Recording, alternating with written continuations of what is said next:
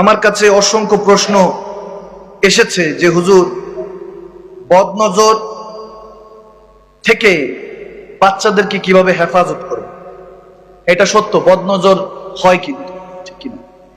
বাচ্চাদের উপর অনেক বদনজর দেয়। একটু দেখতে সুন্দর হলে, স্বাস্থ্য ভালো হলে, এই দেখছস নাকি কি সুন্দর, ঠিক কিনা? মাশাআল্লাহ বলতে ভুলে যাই আমরা। মাশাআল্লাহ, সুবহানাল্লাহ বলতে আমরা প্রায় সময় ভুলে যাই।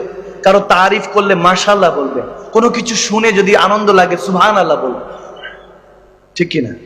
যদি কোনো কাজ করতে চান যে করব, তাহলে ইনশাআল্লাহ বলবে, ঠিক কিনা? এগুলো বলা হলো আমাদের জন্য শিক্ষণীয়। তো যেহেতু প্রশ্ন আসছে যে হুজুর, বাচ্চাদেরকে বদনজর থেকে হেফাজত করার কোনো দোয়া আছে কিনা? হ্যাঁ আছে। একবার ইস্তেগফার পড়বেন, 11 বার ইয়া হাফিজু পড়বেন, একবার দুরূদ শরীফ পড়ে ফু দিবেন, বদনজর লাগবে না। সুবহানাল্লাহ। ইস্তেগফার কয়বার?